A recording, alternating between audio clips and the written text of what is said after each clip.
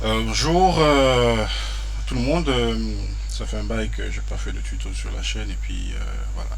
Euh, je me suis dit c'était le moment de m'y mettre. Merci déjà aux abonnés qui sont là et qui j'imagine bien attendent une vidéo depuis longtemps. Je crois pouvoir faire un peu plus cette fois.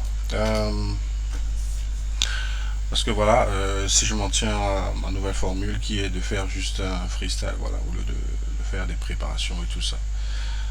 Je crois que je pourrais, même entre 2 jours de boulot, quoi, faire un tuto. Et puis j'espère que ça vous aide à avancer dans votre voyage houdinien. Et voilà quoi, s'il y a des questions, bien sûr, vous les posez en commentaire. Et puis voilà, je vais essayer de trouver du temps pour y répondre. Donc voilà, c'est ce que nous allons faire dans cette vidéo. Ce rendu se fait à la fin, hein, et puis voilà, j'enregistre cette intro après avoir fini le tutoriel. Donc à la fin, vous aurez ça. Vous aurez que après j'ai fait un peu de correction de couleurs et tout dans After Effects, rien de bien élaboré. Voilà, la majeure partie se fait dans Houdini, quoi. Voilà. Donc passons donc au début du tutoriel et bon visionnage. Bonjour, on va lancer, on va faire une toute petite expérience que voilà j'ai juste voilà, dans la tête et puisque ça fait longtemps que j'ai rien enregistré sur la chaîne, je me suis dit autant mieux voilà faire et enregistrer ça. Il y aura probablement beaucoup de coupures parce que entre temps voilà il faudra peut-être les choses vont peut-être pas bien se passer tout et puis voilà il faut pas rendre la vidéo très longue non plus. Mais voilà c'est juste une idée que j'ai. C'est vrai que après l'enregistrement de ce tuto, pardon, je vais faire voilà l'intro après. Voilà quand le rendu sera prêt, je fais l'intro et donc probablement en regardant cette vidéo, vous avez probablement vu l'intro de ce que ça va donner.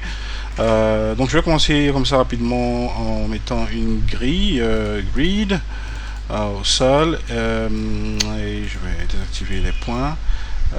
Ma grille, je vais puisque je sais à peu près ce que j'ai envie de faire, je vais faire comme ça. Ensuite je vais faire une ligne. Maintenant probablement pendant que vous regardez l'écran, si vous voyez certains de ces éléments dans la liste, ce sont des plugins que j'ai installé, des extensions. Donc si cela vous intéresse, laissez un petit commentaire et puis je vais vous montrer où les trouver. Sinon voilà. Donc il y a Mops, il y a QLib et il y a ALib. Et bien sûr, il y a, entre autres, est-ce que j'oublie quelque chose? Voilà, Labs. Donc, si vous n'avez pas ces éléments-là et que ça vous intéresse de savoir ce que c'est, donc c'est tout simplement des, par exemple, A-Lib a des créateurs super intéressants qui, par exemple, Art Creator, des choses comme ça, voilà. Vous pouvez bien sûr les construire vous-même, mais dans la façon typique de Houdini, voilà, quelqu'un l'a déjà fait pour nous et on a fait un digital asset, voilà, donc angle segment, etc. Donc, bon bref, du Houdini standard quoi. Maintenant, rentrons à notre tuto. Donc, j'ai ma grille que je vais template. Je vais cacher le background grid là et je vais faire une ligne ici qui va dans la direction Z positif. Donc direction here 0 et là 1. L'origine, bon bref, je vais déplacer vers le début, vers à peu près là, ouais. Et puis en termes de taille, de longueur, ma grille fait 15. Je vais copier cette longueur. Je peux bien sûr copier et coller l'extension ici pour que ce soit. Et pourquoi pas le faire pendant qu'on y est. Donc je vais copy parameter et ici je vais paste relative reference de sorte que voilà, si je change cette valeur, ma grille change. Bien sûr que le point de départ ne change pas. C'est aussi quelque chose qu'on peut faire, mais voilà, c'est pas vraiment ça le but de ce tuto. Donc regardons notre grille, notre template là.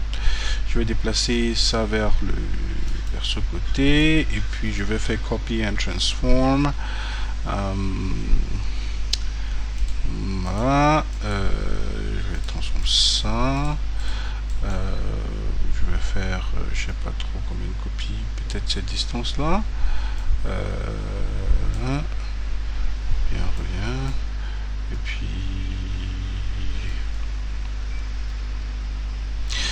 maintenant, je veux que les chemins là se croisent. Donc la méthode qui me vient à l'esprit tout de suite, ça peut ne pas être la bonne parce que comme je dis, je vais vraiment freestyle là. Je vais essayer attribute randomize, voilà, que je mets là, et quel attribut je vais randomiser. Prenons le attribute name, prenons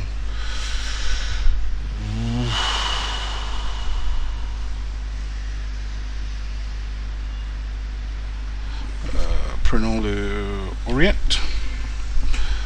par exemple. Orient c'est 4 dimensions, donc on va voir ce que ça va nous donner là. Donc ça va entre -1 et 1, donc si je vais -1 là-bas, -1 ça ne donne rien, -1 ça ne donne rien non plus, ça ne donne rien, voilà. Donc